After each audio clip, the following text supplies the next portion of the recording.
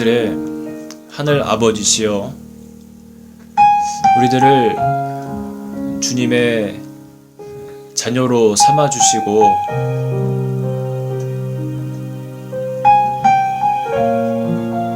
하나님을 예배할 수 있는 그런 자격을 주시고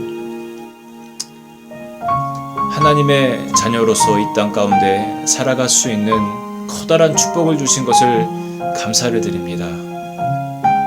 오늘 이 주일을 우리가 맞이하며 각 처소에서 하나님을 기억하며 예배드립니다. 주님, 우리들의 예배를 흠양하여 주옵시고 오늘 이 시간도 하늘로부터 오는 주님의 음성을 듣고 하나님께서 부어주시는 놀라운 축복을 우리가 받기를 원합니다. 하나님, 이 시간 우리와 함께 하시고 우리의 마음이 주님께 집중되게 하시고 하나님을 기뻐 높이는 시간 되도록 주님 인도하여 주시옵소서. 감사드리며 우리 주 예수님의 이름으로 기도드립니다. 아멘. 우리 사도신경으로 함께 우리 신앙을 고백하겠습니다.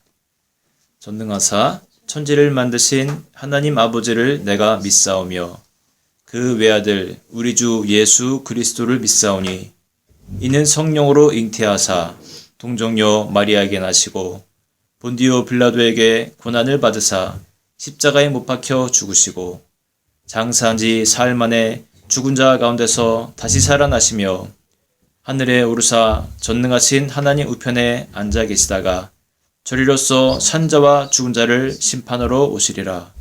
성령을 믿사오며 거룩한 공예와 성도가 서로 교통하는 것과 죄를 사하여 주시는 것과 몸이 다시 사는 것과 영원히 사는 것을 믿사옵나이다.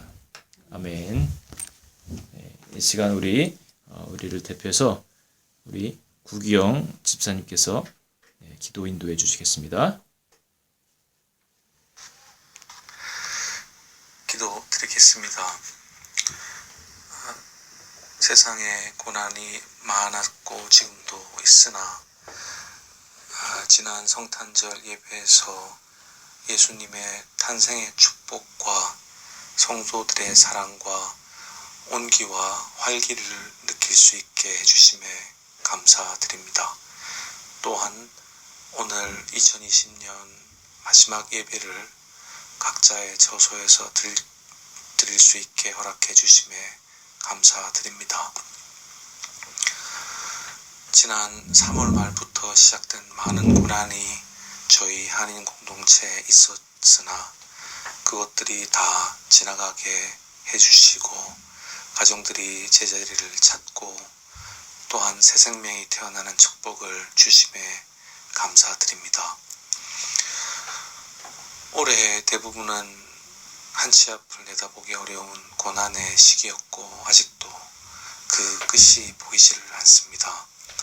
그러나 불안한 마음으로 걱정에 사로잡히는 대신 주님의 인도하심과 그 믿음 안에서 마음의 평화를 얻고 담대한 한 걸음 한 걸음을 내딛는 용기와 은혜를 허락하소서. 한국에서 엑시트로 돌아올 가장들이 있습니다. 주님, 이들과 저희의 마음에 희망을 채워주시고 빛을 채워주시고 돌아오는 길을 열어주시는 은혜를 허락하소서.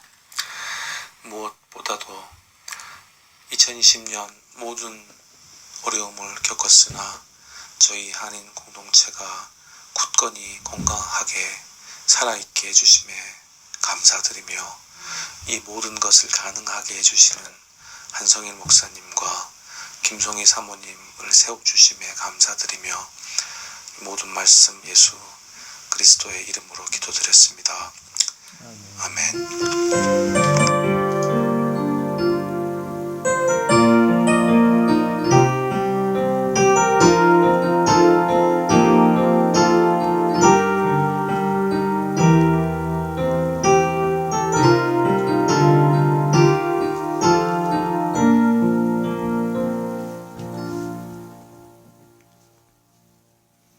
네, 예배 자리로 나오신 성도 여러분들 환영하고 축복합니다.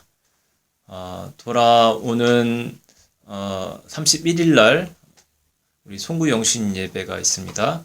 평상시 같으면 우리 어느 한 가정에서 모여서 함께 교제 나누다가 또 송구영신 예배로 드리고 그럴 텐데 또 촛불도 켜고 또 기도 제목도 나누고 내년에 대한 어떤 기도 제목 함께 작성하는 시간, 그런 시간들을 우리가 계속해서 보내왔는데 올해는 안타깝지만 한 곳에 모일 수가 없습니다. 그래서 이런 예배와 같이 온라인으로 동일하게 각자의 처소에서 그 시간에 우리 예배를 드리도록 하겠습니다.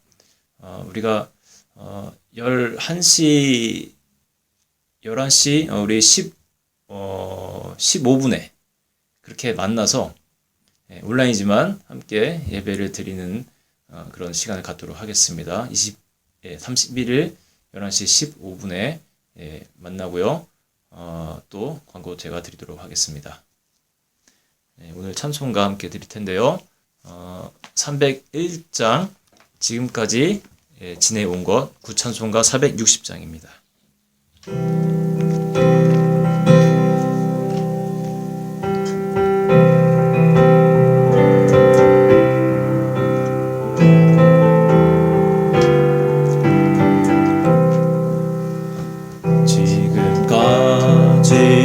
지내온 것 주의 크신 은혜라 한이 없는 주의 사랑 어찌 이루 말하랴 자나깨나 주의 손이 항상 살펴주시고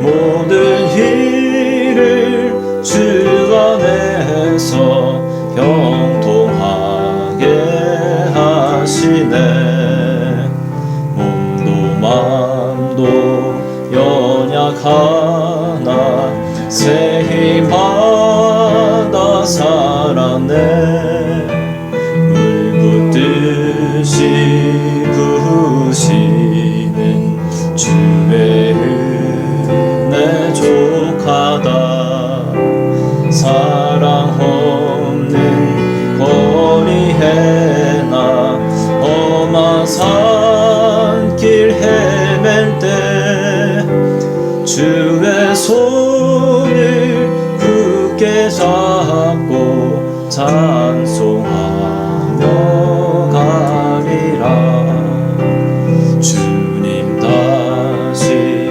배울 날이 날로 다가와 무거운 짐 주께 맡겨 벗을 날도 멀잖네 나를 위해 예비하신 고향 집에 돌아가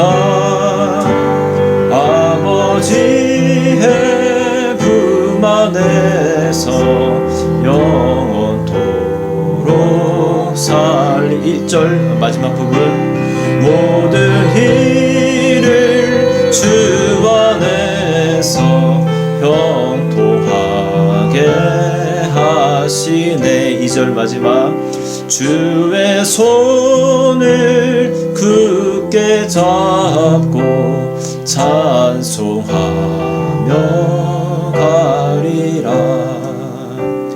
아버지의 품 안에서 영원토록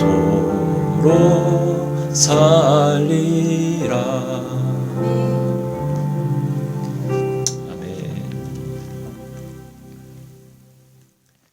함께 오늘 우리에게 주시는 하나님의 말씀을 또 살펴보고 은혜 받는 시간 갖도록 하겠습니다.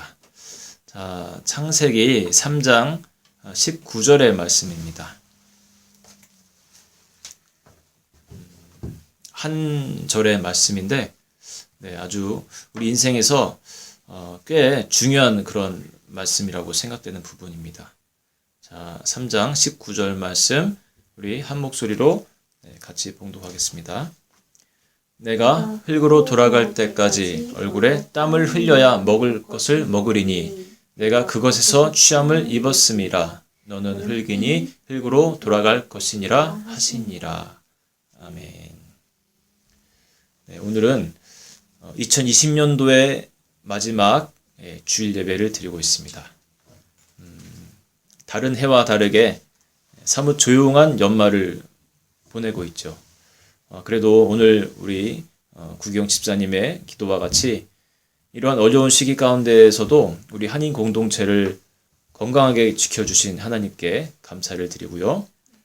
내년에도 아름답고 행복한 신앙 공동체로 지켜주실 것을 믿고 기대하며 오늘 이 마지막 주일 예배를 저희가 드립니다.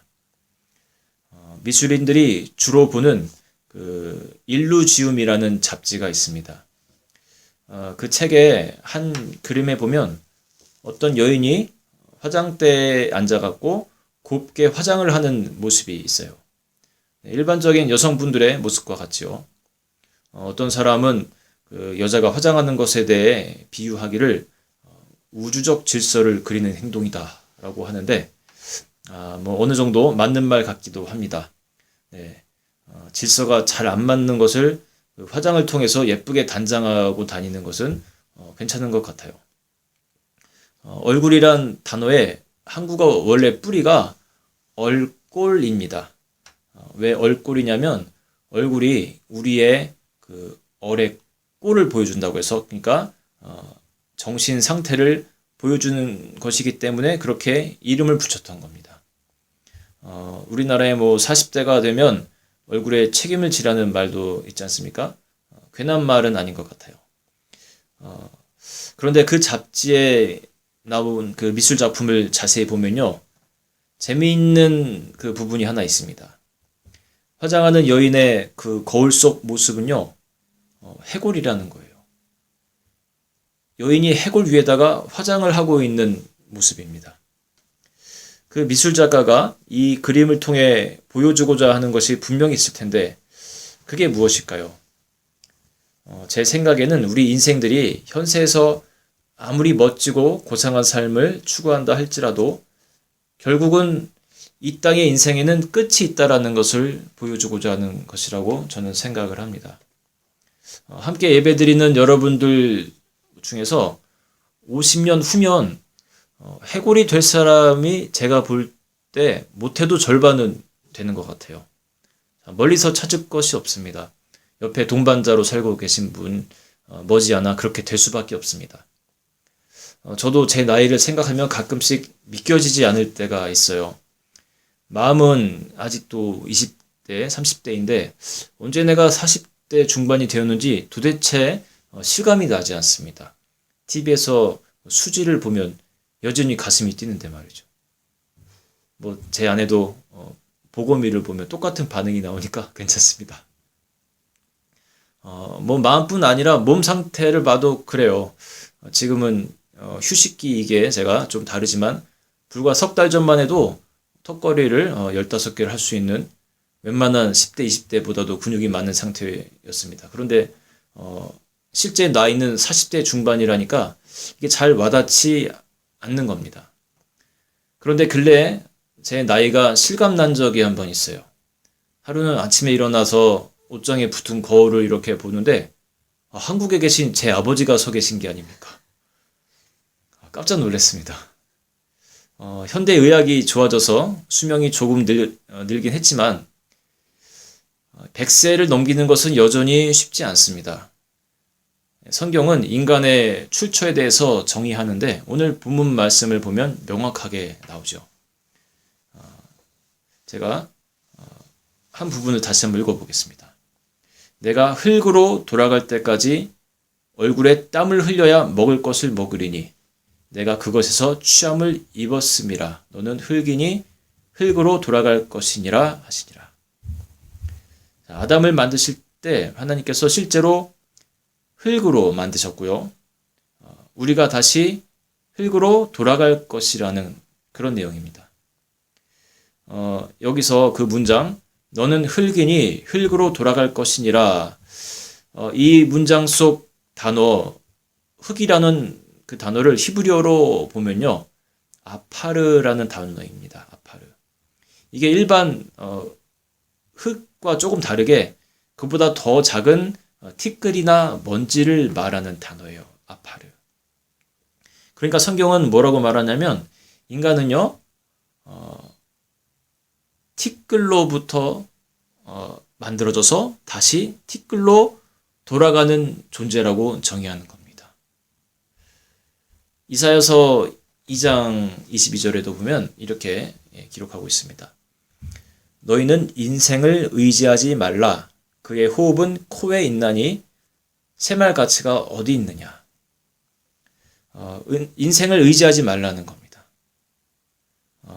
호흡만 사라지면 아무것도 아니라는 그런 말씀이에요. 생명을 우리가 목숨이라고도 하는데 목숨, 무슨 의미죠? 목에 숨이 있다는 것을 말해요.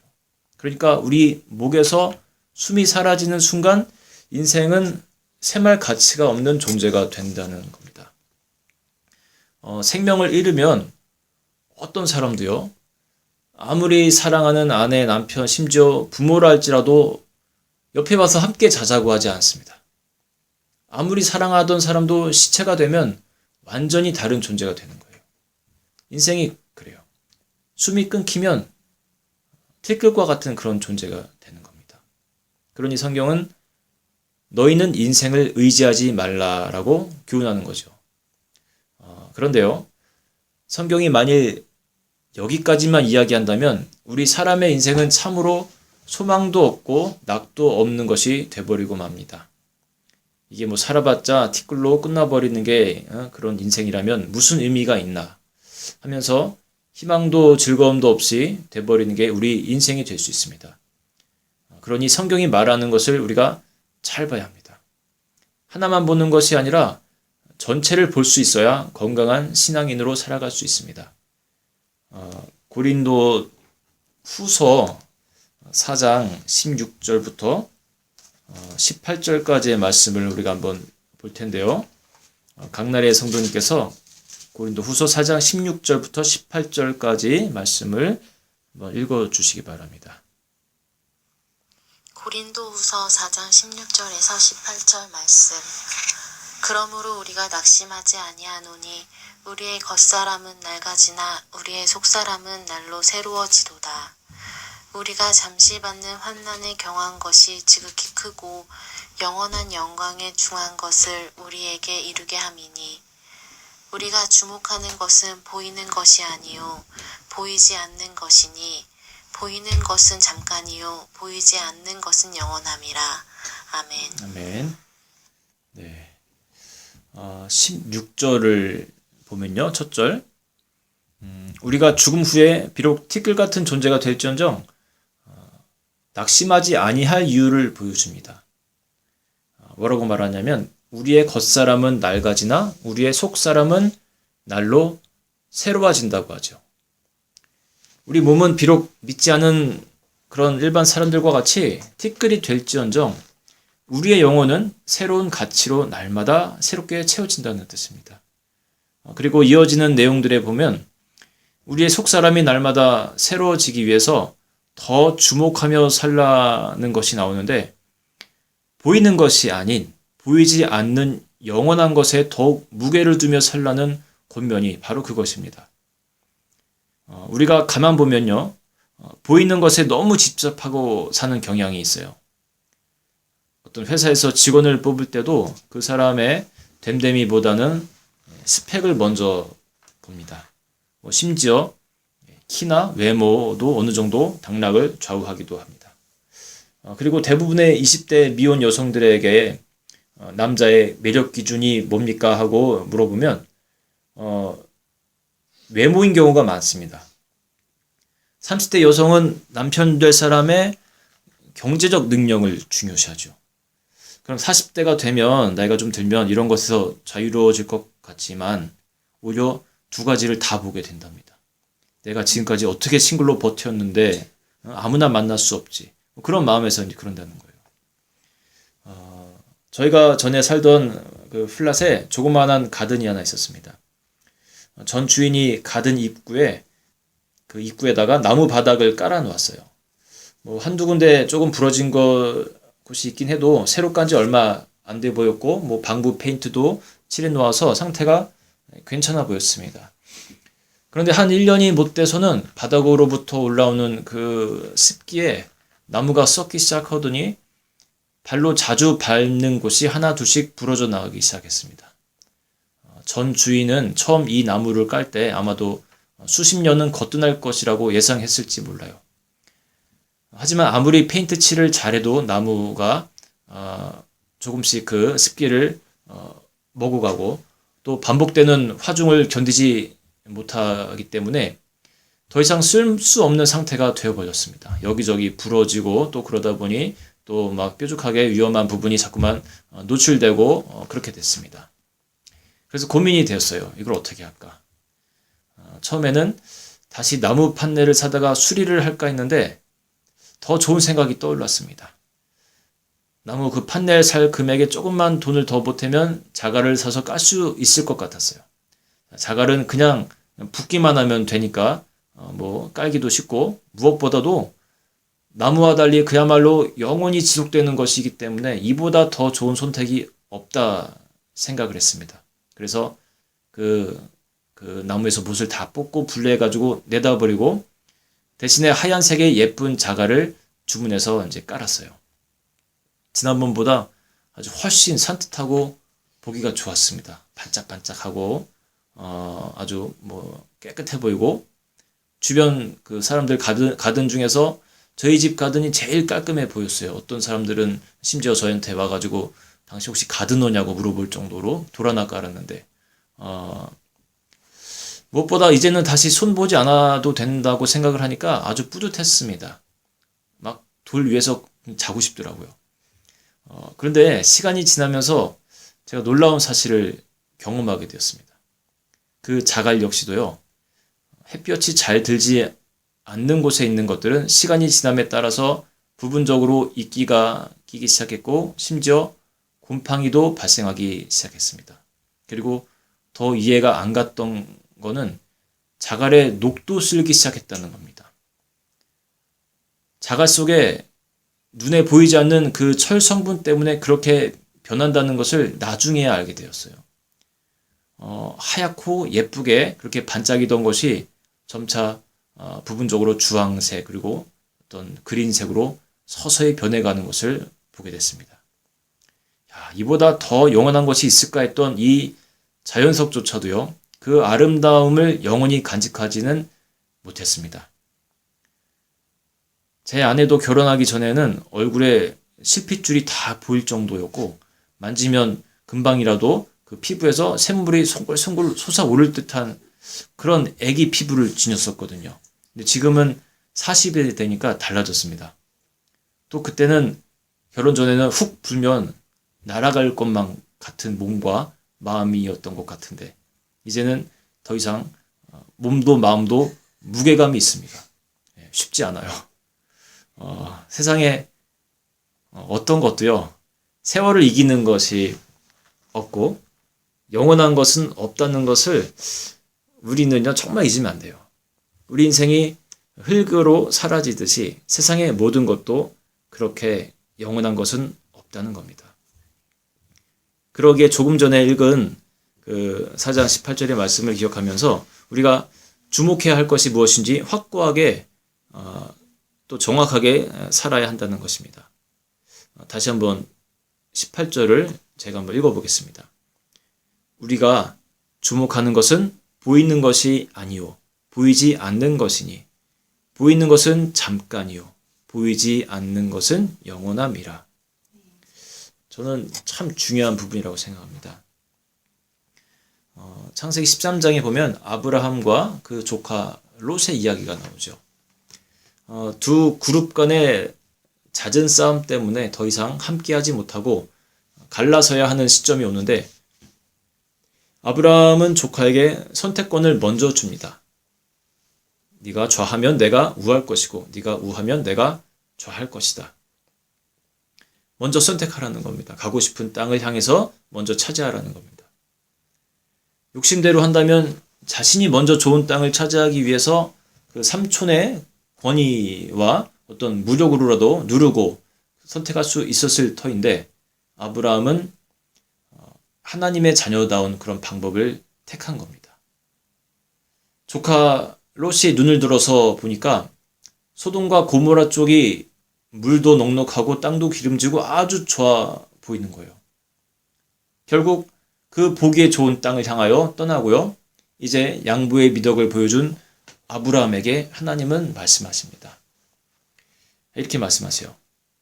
너는 눈을 들어서 너 있는 곳에서 동서남북을 바라보라. 보이는 땅을 내가 너와 내 자손에게 주리니 영원히 이르리라. 또 너는 일어나 그 땅을 종과 횡으로 두루 다녀보라. 내가 그것을 내게 주리라. 여러분, 이게 얼마나 놀라운 축복입니까? 양보를 했지, 아브라함아. 그러면 너는 이제 네가 볼 수 있는 땅을 너에게 다 줄게. 엄청난 축복입니다. 그러니까 빨리 이제 돌아다니면서 보라는 거예요. 인간의 방법인 욕심과 전쟁을 피하고요. 하나님의 방법인 사랑과 베풀매 결정을 내렸을 때 하나님은 더 큰 복으로 아브라함을 채워주신 거예요. 이것이 일반적인 하나님의 방법입니다, 여러분. 손해보는 것 같은 결정을 내려도 하나님은 결국 그 사랑과 믿음의 결정 가운데 더 복된 결과를 가져다 주신다는 겁니다. 자, 이제 만약 여러분이 아브라함의 입장이라면 이런 이야기를 들은 후에 가장 먼저 어떤 행동을 취하시겠습니까? 보이는 땅을 다 너에게 주겠다. 저 같으면 산악용 지프를 어떻게 해서든지 빨리 렌트해가지고 가장 높은 곳으로 올라가서 눈으로 볼 수 있는 최대한 멀리까지 볼 것 같습니다. 다 주신다고 했으니까 보이는 곳을. 하지만 아브라함은요, 분주히 뛰어다니지도 않고 망원경을 구입하려고 막 그렇게 애쓰지도 않았습니다. 되게 중요한 장면이 나와요, 여기서. 그는 그 대신에 헤브론 마므레 숲으로 자리를 옮겨갑니다. 그리고 그곳에서 여호와를 위하여 제단을 쌓게 됩니다. 그 바쁜 와중에 예배를 드린 거예요. 요즘 많은 크리스찬들과 상반되는 행동이 아닙니까? 많은 신자들이 주일에 예배를 드리는 대신 그 시간도 세상적으로 바쁘거나 좋은 일이 있으면 그냥 그걸 선택하는 거예요. 하지만 아브라함은 이렇게 소중한 시간에 잠시도 앉아 쉬기 아까운 순간에도 그의 중심에는 하나님이 우선이었던 것입니다. 왜 복의 근원이 되었는지 아시겠죠? 이 정도 믿음이 있으니까 하나님이 그렇게 사랑하신 거예요. 헤브론이요, 아까 예배를 드렸던 장소, 그 헤브론이 지명을 나타내는 고유 명사이기도 합니다. 그런데 히브리어로 또 다른 뜻이 있어요. 교제의 자리라는 보통 명사의 뜻도 있습니다. 아브라함은 눈앞에 이득이 왔다 갔다 하는 그 급한 순간에도 하나님과의 교제를 우선시하였던 거예요. 그리고 그 교제의 자리인 헤브론 땅에서 어떤 일이 일어나는지 여러분 혹시 아세요? 그 아브라함의 자손인 다윗이 훗날 거기서 이스라엘 왕으로 기름 부음을 받게 되는 영광을 그렇게 누리게 됩니다. 자기의 후손이 그곳에서 이스라엘의 왕이 되는 거예요. 내가 세상같이 쫓지 않고 예배드렸던 바로 그 자리에서 내 자손이 번영되는 축복이 주어진 것입니다. 우리가 무엇을 배울 수 있을까요? 세상 가치를 쫓는 것이 아니라 매 순간 나의 삶의 모든 공간이 예배의 자리가 되게 해야 함을 우리에게 가르쳐 준다고 저는 믿습니다. 부모님들은 자녀가 잘 되기를 다 바라시죠. 그럼 부모된 내가 먼저 예배자가 되면 됩니다. 아브라함과 같이 눈에 보이는 것을 쫓지 않고 보이지 않는 영원한 것을 향한 삶을 살면 됩니다. 그러면 신비롭게도 자녀가 복을 받아요. 하나님의 복 주시는 어떤 이치 같습니다. 저는 자녀들에게 해줄 수 있는 것이 많이 없습니다. 여행 계획을 잘 짜는 아빠도 아닙니다. 컴퓨터 쪽으로도 너무 잘 못해서 게임 같은 것도 우리 가족 모두 못하고요. 또 대부분의 목회자들이 뭐 그렇듯이 경제적 풍요로움도 줄 수 없는 상태고, 나중에도 뭐 유산도 거의 없을 것으로 예상이 됩니다. 하루는 평소에 그 부자가 되는 것에 관심이 많은 저희 둘째 아이가 제게 이런 질문을 던졌습니다. 아빠, 우리는 부자야? 아니면 가난해? 아니면 노후머리야? 우리는 보통이야. 그랬어요. 그러니까 다음 질문합니다. 그러면 우리가 사는 이 집은 우리 거야? 이건 얼마짜리야? 얼마나 해? 이런 질문 던져요. 한국 나이 10살짜리가 저런 게 궁금할 수 있나? 나는 그 나이 때 산으로 두꺼비 잡으러 다녔었는데 희한하다. 그런 생각을 제가 했습니다. 이렇게 얘기했어요.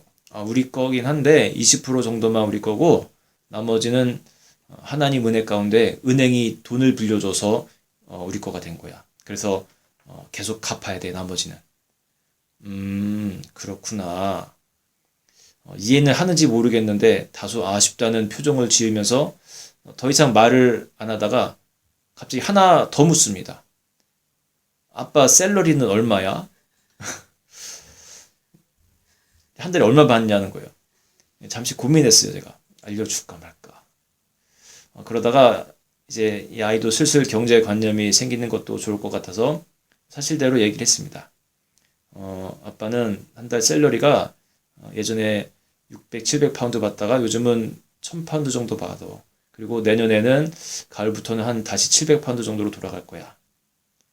얘가 한 1000파운드라는 말에 놀라요. 1000파운드? 그럼 되게 큰 돈이네? 우와 하면서 자리를 뜹니다. 뭔가 좀 이상했어요. 아무튼 대화가. 1000파운드가 많다고 가는데 저걸 다시 얘기해줘야 되나 마나? 그런 생각이 들었는데 여러분 이상하게 들리실지 모르겠지만 근데 저나 제 아내는 경제적으로 걱정하며 살지 않습니다. 옛날 제가 총각 시절에 개척교회 건축 헌금을 한 적이 있는데 그때 하나님이 제 마음속에 주셨던 약속이 있습니다. 경제적으로는 내 인생 동안 어렵지 않게 살아갈 수 있도록 내가 너와 함께 하겠다. 그 약속을 하나님은 지금까지 한 번도 깨신 적이 없으시고요. 앞으로도 그럴 것이라고 저는 믿습니다. 자녀들에게 부모로서 경제적인 측면으로는 큰 도움을 주지 못할 것은 우리가 예감하지만 우리는 우리가 줄 수 있는 것을 주자라는 마음으로 삽니다. 그게 신앙이고 양심이고 인격이며 사랑입니다. 책상에 앉아 기도하는 모습, 또 설교 준비하는 모습을 보여주면서 또 성도들 챙기는 모습 보여주는 가운데 아이들에게도 자연스럽게 신앙의 인격이 형성될 것을 저희는 믿습니다. 우리가 여러분 잘 생각해 보면 부모로서 자녀에게 줄 수 있는 것이 생각보다 많아요. 그 안에는 보이는 것보다 보이지 않는 것이 훨씬 많은데 보이지 않는 유산이 분명 더 좋은 것입니다. 톨스토이의 작품 인간에겐 얼마만큼의 땅이 필요한가에 보면 이런 이야기가 있습니다. 제가 그 스토리를 간추려 봤는데 한번 읽어드려 볼게요. 한 농부가 있었다. 그는 착하고 부지런했지만 유난히 땅에 대한 욕심이 많았다. 그는 가난한 소작농으로 시작하여 열심히 일하여 자기 땅을 조금씩 마련하게 된다. 땅을 얻기 위해서는 먼 길을 마다하지 않고 이사를 하고 어떤 어려움도 극복하고 그 땅을 자기 것으로 만들기 위해 노력한다. 그렇게 계속 땅을 넓혀가던 그는 어느 날 한 마을의 촌장으로부터 놀라운 제안을 받는다. 다른 데서 밭 한두 마지기 살 수 있는 아주 적은 양의 돈만 내면 이곳에서 하루 동안 걸어서 표시할 수 있는 모든 땅을 자신에게 주겠다는 것이다. 다만 반드시 해가 떨어지기 전에 자신이 출발했던 원래 위치로 돌아와야 한다는 단서가 붙는다. 농부는 촌장의 제안을 흔쾌히 받아들이고 아침 해가 뜨는 것을 기다려서 출발한다. 농부는 되도록 많은 땅을 가지기 위해 중간에 쉬지도 않고 물도 먹지 않고 달렸다. 그늘에 앉아 잠시도 쉬고 싶다는 생각도 그를 유혹하지 못한다. 이제 해가 뉘엿뉘엿 넘어가기 시작한다. 돌아서려고 하면 눈앞엔 더 비옥하고 아름다운 땅이 그의 시야에 가득 들어온다. 많은 땅을 확보하고 해가 뉘엿뉘엿 할 즈음 그는 출발했던 그곳으로 되돌아온다. 저 멀리 언덕 위에 사람들이 보인다. 어서 빨리 오라고. 이제 얼마 남지 않았다고 외치는 소리가 들린다. 그리고 촌장으로부터 농부는 이제 많은 땅을 가지게 될 것입니다 하는 말을 듣는다. 그 순간 농부는 그 자리에서 피를 토하고 쓰러져 죽어버린다.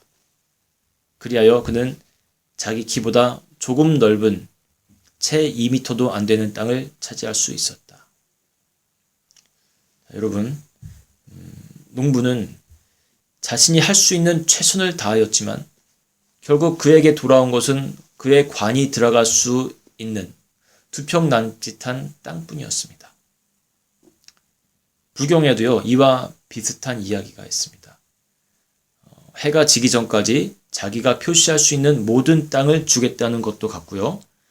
꼬린 지점 바로 앞에서 심장마비로 죽는 것도 같은데 한 가지 다른 것은 마지막 쓰러지기 직전에 손에 쥐고 있던 막대기를 던지며 저기까지 하며 죽는다는 내용입니다. 이 사람도 결국 자신의 무덤을 넣을 수 있는 두평남측한 땅밖에는 가지지 못하게 되죠. 창세기 마지막 장에 보면요, 요셉의 죽음 이야기가 나옵니다. 좀 전에 보았던 두 명의 사람들과 조금 다른 이야기입니다. 그는 죽으면서 자녀들과 형들에게 유언을 남기는 이야기가 나오는데, 여러분 아시다시피 요셉은 애굽의 총리까지 오른 인물이었습니다. 왕 다음으로 두 번째 위치에 있었으니까 그 지위와 권세가 대단했겠죠. 그런데 요셉은 죽기 전 유언할 때 자신의 유고를 그 애굽 땅에 놔두지 말고 하나님께서 우리 조상에게 맹세하신 그 약속의 땅인 가나안 땅으로 입성할 때 내 유골도 함께 가지고 가서 묻어달라는 요청을 했습니다. 만일 요셉의 시체가 애굽에 남는다면 국가에서 제공하는 넓고 양지 바른 곳에 거대한 묘지에 묻혀서 후대 사람들에게 길이길이 남게 될 것이 뻔했겠죠. 하지만 요셉은 세상적으로 최고의 묘지보다는 후대에 기억되지 아니할지라도 하나님께서 조상에게 약속하신 그 땅에 묻히기를 소원했습니다. 눈에 보이는 거대한 묘지보다 보이지는 않지만 더욱 소중한 하나님과의 약속을 더 중요시했던 것입니다. 그리고 그의 유골은요, 자신의 유언대로 40년 후 모세가 출애굽할 때 가지고 나오게 되고 결국 약속의 땅인 가나안까지 가게 됩니다. 요셉의 자손들에게 요셉의 이 유언 이야기는 길이길이 전해졌을 것이고 결국 요셉의 절대적인 신앙은 자손들에게까지 소중하게 전해내려가 신앙의 큰 유산으로 남았을 겁니다. 사랑하는 성도 여러분, 여러분은 이 땅에 살면서 얼마만큼의 땅이 필요합니까? 분명한 것은 아무리 많은 것을 움켜쥐고 살아도 결국 우리는 마지막 날 티끌과 같은 존재로 돌아가게 될 것이라는 겁니다. 그리고 우리의 보상은 이 땅이 아닌 하나님의 땅에서 우리가 살아온 믿음의 수고에 따라 그곳에서 셈되어질 것입니다. 저는 이제 오늘 설교의 마지막으로 한 분의 어떤 고백을 좀 읽어드리려고 합니다. 평생을 전도자로 살아왔고 자신을 위해서 그 어떤 것도 가지지 않았던 그런 분입니다. 누구보다도 많이 매맞고 감옥에도 갇히고 먹지도 못할 때가 많았고 잠을 제대로 자지 못하는 삶도 많았던 그런 분입니다. 그런데 그분은 스스로를 세상 그 어떤 사람보다도 부유한 자요, 행복한 자로 살았다고 고백을 합니다. 사도 바울이에요. 함께 그의 편지의 일부분을 우리가 읽으며 말씀을 그대로 마치도록 하려고 합니다. 고린도 후서 6장 8절부터 읽으면 좋겠는데 6장 8절부터 10절까지의 말씀인데 찾을 수 있으신 분들은 같이 찾으셔도 좋고요. 네. 고린도 후서 6장 8절 그 후반부터 10절까지 한번 읽어보겠습니다. 이 사도 바울의 고백과 이 편지를 읽고 설교를 마치도록 하겠습니다. 우리는 속이는 자 같으나 참되고 무명한 자 같으나 유명한 자요 죽는 자 같으나 보라 우리가 살아있고 징계를 받는 자 같으나 죽임을 당하지 아니하고 근심하는 자 같으나 항상 기뻐하고 가난한 자 같으나 많은 사람을 부요하게 하고 아무것도 없는 자 같으나 모든 것을 가진 자로다. 아멘. 함께 찬양하겠습니다. 나 같은 죄인 살리신 이 편곡한 곡인데요. 우리가 이 찬양을 고백하면서 하나님의 은혜를 더 깊이 한번 만나보시기 바라고, 정말 티끌로밖에 사라질 수밖에 없는 내 인생, 하나님이 내 인생의 주인이 되시고, 그렇기 때문에 내가 세상에 보이는 것에 소망을 두지 않고 보이지는 않지만 영원한 것에 더 소망을 두는 그런 사람으로 살길 원합니다. 이런 고백의 마음을 갖고 함께 찬양을 드리면 좋겠습니다. 여러분도 준비하신 예물 함께 드리도록 하겠습니다.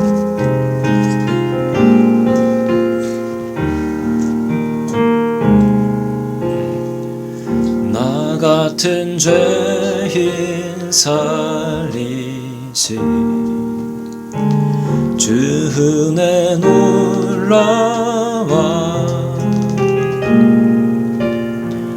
잃었던 생명 찾았고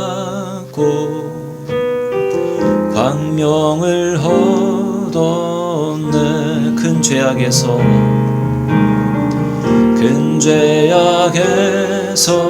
건지신 주 은혜 고마워. 나 처음 믿은 그 시간 귀하고 귀하다. 다시 고백합니다. 나 같은 죄인 살리신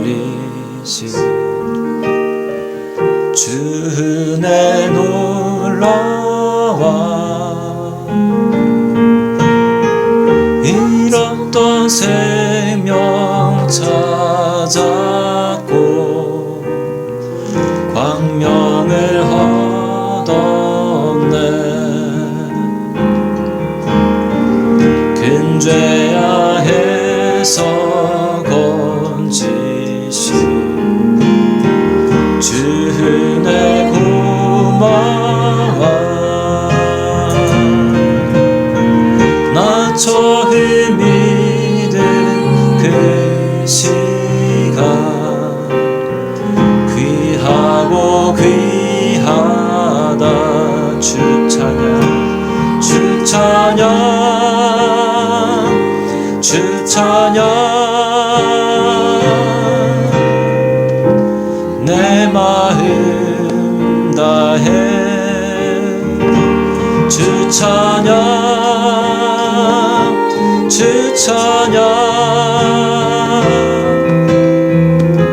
내 생명 다해. 이제껏 내가 산 것도 이제껏 내가 산 것도 주님의 은혜라.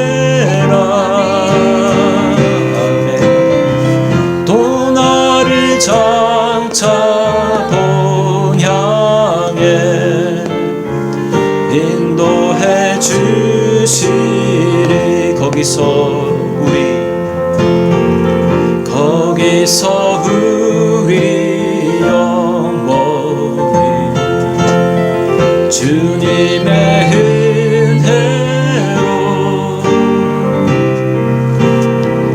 해처럼 밝게 살면서 주 찬양하리라. 주 찬양, 주 찬양, 주 찬양. 내 마음 다해 주 찬양, 주 찬양. 내 생명. 우리 3절 다시 돌아갑니다. 이제껏 내가 산 것도, 이제껏 내가 산 것도 주님의 은혜라. 주님 또 나를 장차 본 향해 인도해 주시. 우리 다시 3절 한번 고백할까요? 이제껏 내가 산 것도, 이제껏 내가 산 것도 주님의 은혜입니다.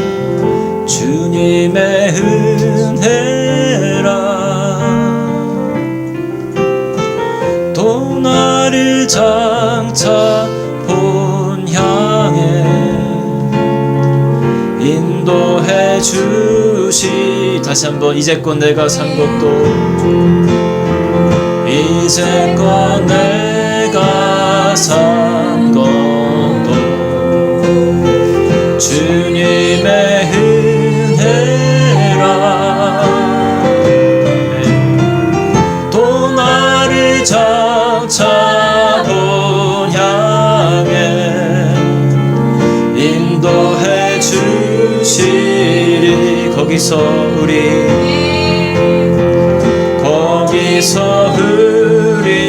영원히 주님의 은혜로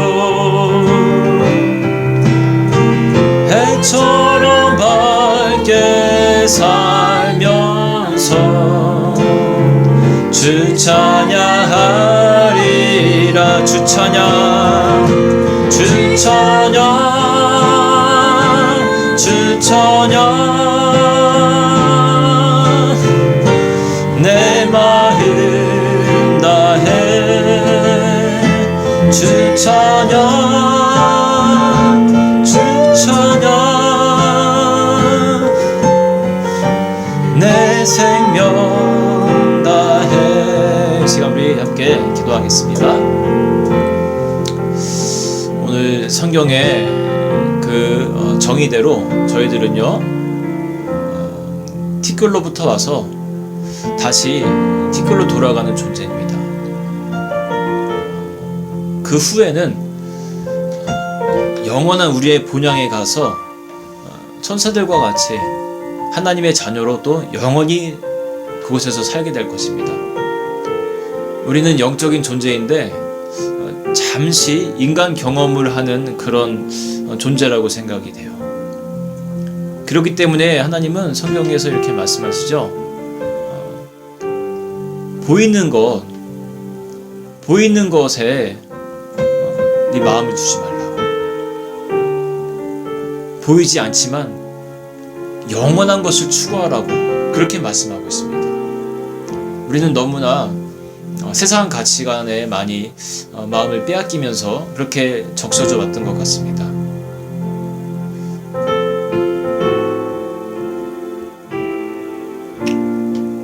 이 시간 같이 우리가 기도할 때 이런 고백이 우리 안에 있었으면 좋겠어요. 하나님, 잠시 살다갈 인생입니다. 많이 살아야 100년 사는 인생인데 나의 인생의 초점이 무엇인지 내가 다시 한번 돌이켜 볼 수 있는 그런 신앙관이 생기기를 바랍니다. 지금까지 너무나 보이는 것을 향해서 달려왔습니다. 영원할 것이라고 착각하면서 그렇게 보이는 것을 추구하면서 살아왔습니다. 우리 자녀들을 교육하는 그 교육관에서도 너무나 많은 세상 가치관만을 심어주고 살아왔습니다. 믿음을 심어줘야 되고 사랑을 심어줘야 되고 섬김과 봉사의 아름다움, 그러한 것들, 너무나 아름다운 가치가 많은데 우리는 세상 가치, 보이는 가치관만을 주입시키며 살아왔습니다. 나도 그렇게 살아왔습니다. 하나님, 다시 티끌로 돌아가는 존재인 우리들입니다. 우리의 호흡이 사라지는 순간 아무런 가치가 없는 그런 인생일 뿐입니다. 우리의 정말 더 많은 가치는 우리가 영원히 살게 될 그 본향인 줄로 믿습니다. 하나님, 그 날을 향해서 우리의 본향을 준비하면서 살아갈 수 있는 복된 인생 되게 하나님 도와주옵소서. 그러한 인생 살아가는 우리의 충만한 인생 되게 하나님 도와주시옵소서. 우리 같이 기도하겠습니다. 하나님 오늘도 이 하나님의 말씀으로, 성경의 말씀으로 우리들을 일깨워 주심에 감사드립니다.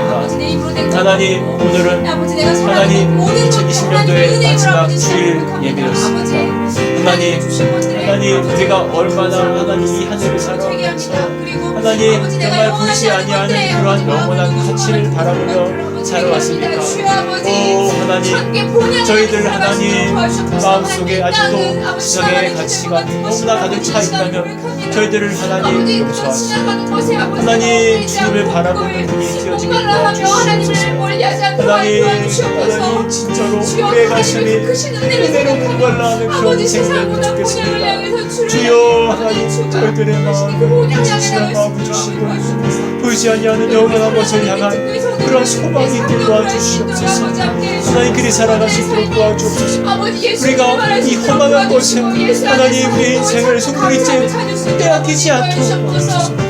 지혜롭게 사용하시고 세월을 아끼고 살아갈 수 있도록 하나님 도와주시옵소서. 영성이 회복되게 하시고 하나님 주님을 그렇게 살아갈 수 있도록 주님이 주시는 그런 가치관으로 살아가는 우리 인생 되게 도와주시옵소서. 우리를 채워주시옵소서. 하나님, 우리를 새롭게 하실 줄로 믿습니다. 주님, 우리를 죄만 나가는 그런 불쌍한 영혼 되지 않도록 도와주시고 아버지 온전히 하얗게 맡기는 그런 귀한 분의 삶이 될 수 있도록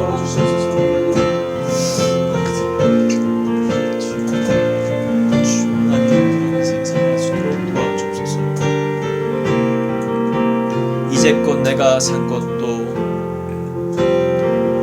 이제껏 내가 산 것도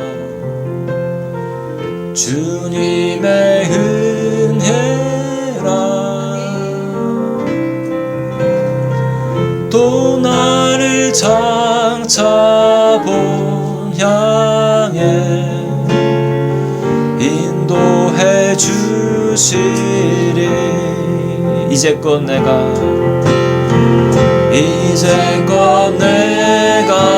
산 것도 주님의 은혜라. 또 나를 장차 본향에 인도해 주시리. 거기서 우리 영혼이, 거기서 우리 영혼이 주님의 은혜로 해처럼 맑게 살면서 주 찬양하리라.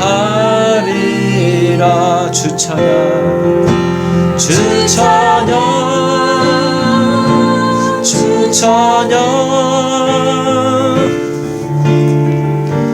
내 마음 다해 주 찬양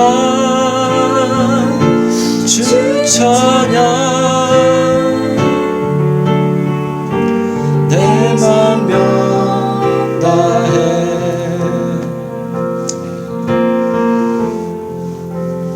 우리 함께 기도하겠습니다. 하나님, 오늘도 우리가 이렇게 예배하면서, 예배를 드리면서 또 주님의 그 말씀, 하나님의 마음을 또 알게 하심에 감사드립니다. 우리가 인간인지라 자꾸만 잊어버립니다. 각오했다가도 또 잊어버리고 또 세상 사람들과 비슷한 마음으로 살아가고 그렇게 돌아갈 때가 많습니다. 저희들의 연약함을 주님 고백하오니 저희들을 하나님 굳건하게 붙들어 주시길 바랍니다. 더 믿음으로 살아갈 수 있도록 도와주십시오. 내가 먼저 믿음으로 잘 살게 도와주시고 그 믿음의 유산이 우리 자녀들에게도 자연스럽게 흘러갈 수 있는 인생 살게 도와주십시오.